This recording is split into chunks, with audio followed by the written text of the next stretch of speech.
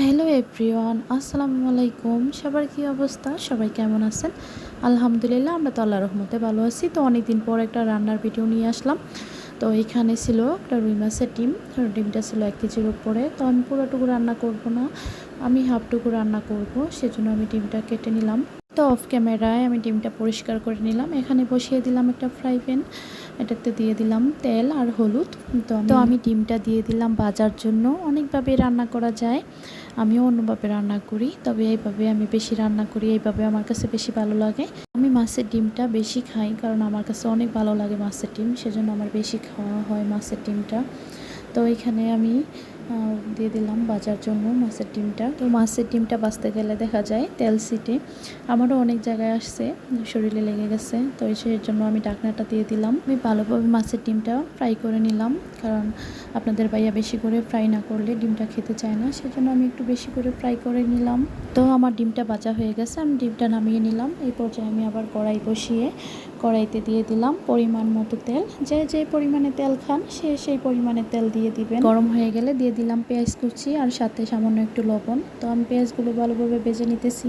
Of ক্যামেরায় আমি পেঁয়াজগুলো ভালোভাবে ভেজে নিলাম। তো এই পর্যায়ে আমি দিয়ে দিব মশলা।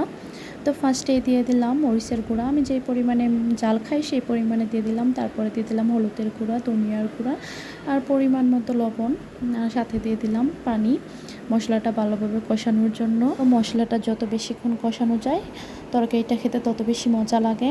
তো আমি অফ ক্যামেরায় মশলাটা কষিয়ে চলে আসলাম। আবার আমি কিন্তু বেশ সময় নিয়ে মশলাটা কষাইছি, আপনারাও একটু বেশি সময় নিয়ে মশলাটা কষাবেন। তো এই পর্যায়ে আমি দিয়ে দিলাম ভেজে রাখা মাছের ডিমগুলা।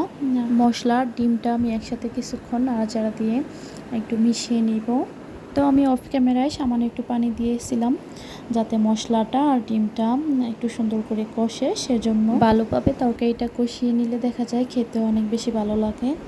তো আমার কষানো হয়ে গেছে, এই পর্যায়ে আমি দিয়ে দিলাম পানি, যাতে মশলাটা আর ডিমটা সুন্দরভাবে রান্না হয়, মশলার ডিমের ভিতরে মশলাগুলো ঢুকে যায়। আমি একটু বেশি করে পানি দিছি কারণ আমি ডিমটা বেশি করে ফ্রাই করেছিলাম, সেজন্য যাতে ডিমটার ভিতরে ভালোভাবে মশলা ঢুকে আর ডিমটাও একটু নরম হয়ে যায়, সেই জন্য। তো কথা বলতে বলতে তরকারিতে উঠটানি চলে আসছে। তো আমি একটু নাড়াচাড়া দিয়ে দিলাম ঢাকনা খুলে। তো অনেকেই আছেন মাছের ডিম খেতে চান না, তো এইভাবে বাসায় রান্না করে দেখতে পারেন, খুবই মজা লাগে। আর আমার মতো কে কে পছন্দ করেন মাছের ডিম অবশ্যই কমেন্ট করে জানিয়ে যাবেন কার কার ভালো লাগে মাছের ডিম। আমার তো অনেক বেশি ফেভারিট। তো কথা বলতে বলতে আমি কিন্তু তরকারির ঝোলটা একেবারে শুকিয়ে ফেলছি। আমি কিন্তু তরকারিতে কোনো রকম ঝোল রাখবো না, একবারে শুকনা করে ভুনা করব। তো এইখানে আমি দিয়ে দিলাম কিছু চাশনি পাতা, এগুলো আমি আমার ব্যালকনিতে লাগিয়ে রাখছিলাম। তো কার দিকে কী নাম বলে আমি জানি না, একটা পাতাটাতে অনেক বেশি সেন্ট আসে, অনেক সুন্দর। তো আমার রান্না একেবারেই শেষের দিকে। অফ ক্যামেরায় আমি লবণ চেক করে আবার লবণ দিয়ে দিয়েছিলাম। তো আমি এখানে কিছু কাঁচামরিচ সেট করতে পারতাম, আমার কাছে কাঁচামরিচ ছিল না, আপনারা চাইলে দিয়ে দিতে পারেন, না দিলেও সমস্যা নেই। কাঁচামরিচ দিলে তরকারিতে সুন্দর একটা ফ্লেভার আসে। আমি তরকারিটা নামিয়ে নিয়ে আসলাম। তরকারি ফাইনাল লোক এইটা, বাসায় একবার হলো ট্রাই করে দেখতে পারেন এভাবে রান্না করে। এভাবে রান্না করলে মাছের ডিম খুবই ভালো লাগে খেতে। রান্নাটা কেমন হলো অবশ্যই জানাবেন, ভালো লাগলে লাইক কমেন্ট করবেন, সম্ভব হলে একটা শেয়ার করে দিবেন। তো সবাই ভালো থাকেন, সুস্থ থাকেন, আল্লাহ হাফেজ, আসসালামু আলাইকুম, সবাইকে শুভরাত্রি।